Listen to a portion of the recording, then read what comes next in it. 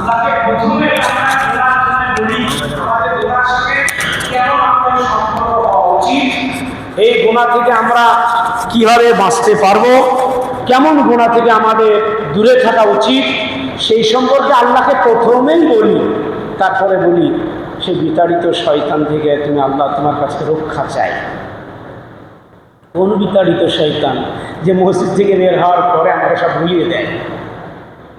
শয়তানের আশ্রয় আল্লাহ কাছে নেই। তারপর বলে আল্লাহ তোমার নামে শুরু করছি, তুমি সারা বিশ্বের জাহানের রব, তুমি রহমকারী, তুমি দয়ালু, অতি রহমশীল, আল্লাহর গুণগান গাই। তারপরে বলি কি বলি?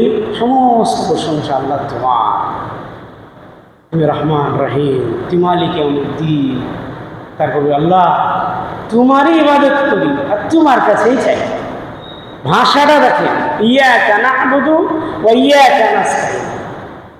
তাহলে প্রথমে গুনার জন্য বললাম গুনার সঙ্গে আমার সম্পর্ক কেমন হওয়া উচিত, আল্লাহকে বললাম। তারপরে শয়তান থেকে পানা চাইলাম, আল্লাহ নামে শুরু করলাম, আল্লাহ প্রশংসা করছি, দিয়ে আল্লাহকে বলছি আল্লাহ তোমারই ইবাদত করি আর তোমার কাছেই চাইছি।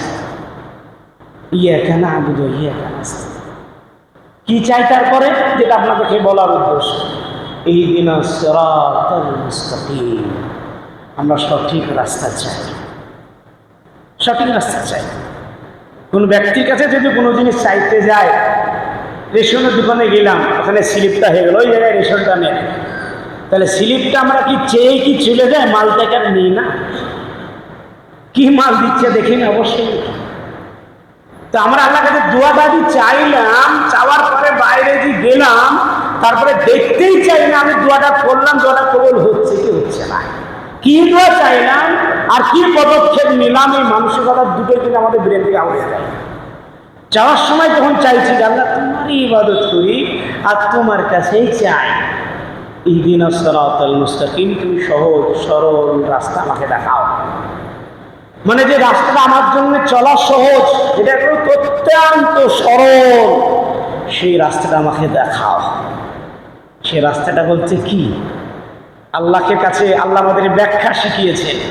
সিরাতাল মুস্তাকিম, সহজ সরল সঠিক রাস্তার ব্যাখ্যা আমাদেরকে ব্যাখ্যা সহকারে চাওয়া শিখিয়েছেন।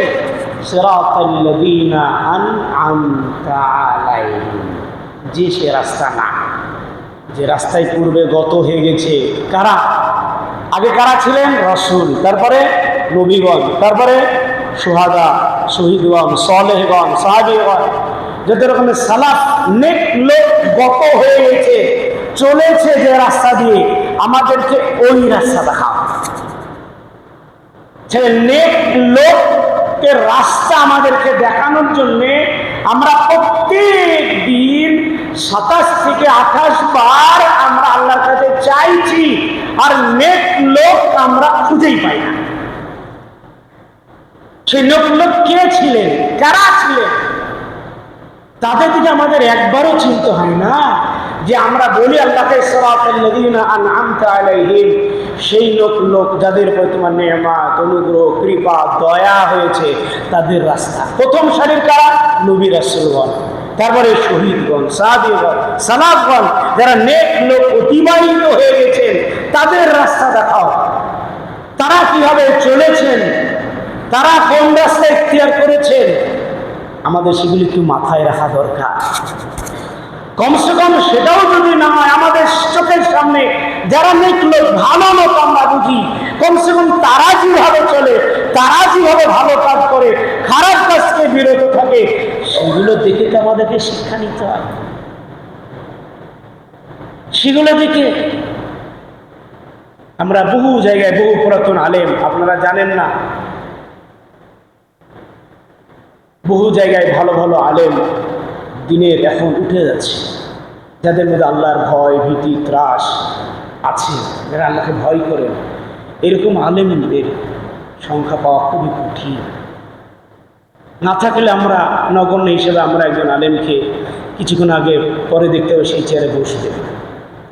আমরা যতটা কোরআন হাদিস বুঝি, দেখি বহু আলেমের মধ্যে অন্যতম আল্লাহকে ভয় করার ক্ষেত্রে, তাকওয়ার ক্ষেত্রে অনেকটা আগিয়ে উনি আছেন। বহু জায়গায় আমরা দেখি কিছু কিছু ব্যক্তিকে দেখে তাদের সঙ্গ, এই জন্য রব্বানা, আল্লাহ দোয়া করি, রব্বানা ফাগফির লানা যুনুবানা ওয়াকাফির আন্না সাইয়্যাতিনা ওয়া তাওয়াফানা মাল আবরার। মানে কি? কোরআনে দোয়া আছে, মাল আবরার, নেক লোক, সৎ লোক। আল্লাহ যেন মৃত্যুবরণ এমন হয়, এমন আমার মরণ হওয়ার পরে যেন আমি নেক লোক, আবরার, সৎ লোকদের আমি সঙ্গী হয়ে মরতে পারি জীবনে। কখনো চাই না সৎ লোকের রাস্তা আমরা খুঁজি, আর সৎ লোকের মতো নিজেকে কখনো হবার চেষ্টা করি না। নামাজে প্রায় বলি, আর দুনিয়ার হিরো আমাদের কাছে সৎ হয়ে যায়। সৎ লোককে আমরা দেখতে পাই না, কে সৎ লোক, কে নেক লোক, অথচ নামাজে আমরা বলি।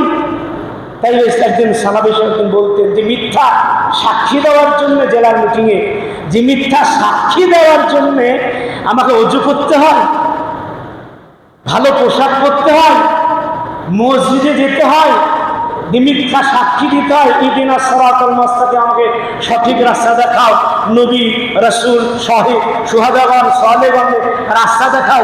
আমি আল্লাহর কাছে দাবি করি, এই দাবিটাকে আমার মিথ্যা না, আমি নেক লোকের রাস্তা খুঁজি না বাইরে এসে।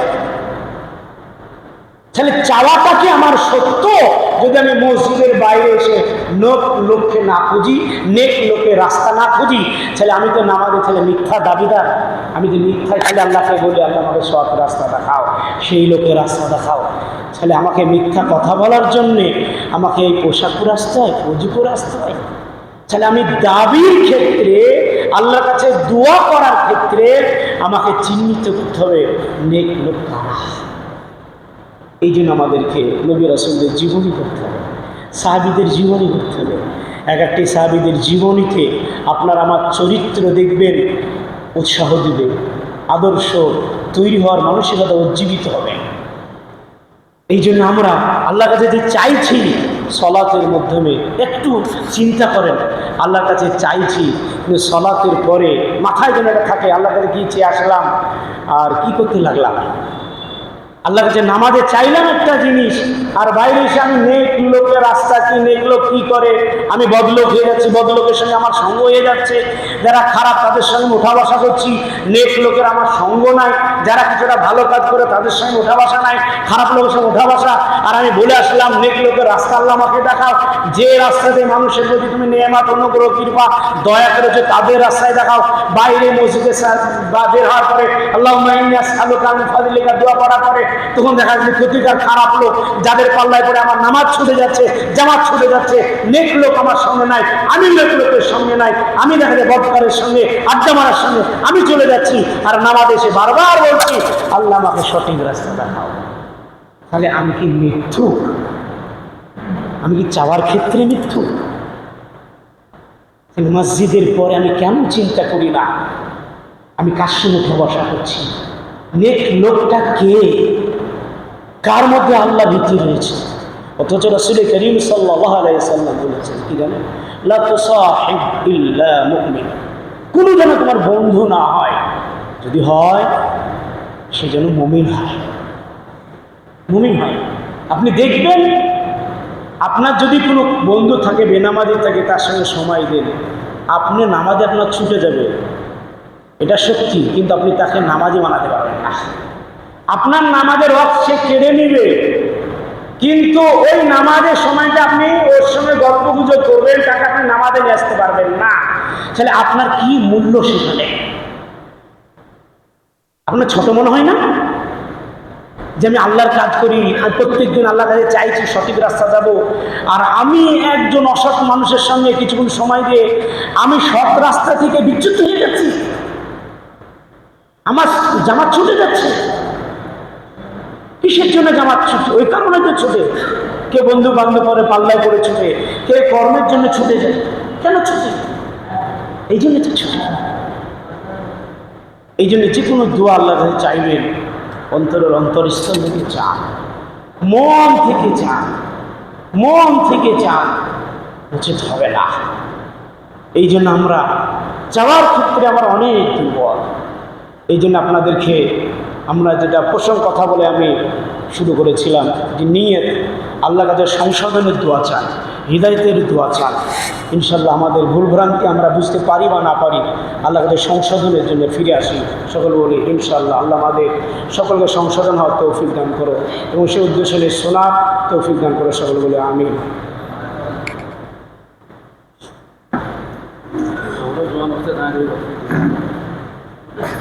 আপনার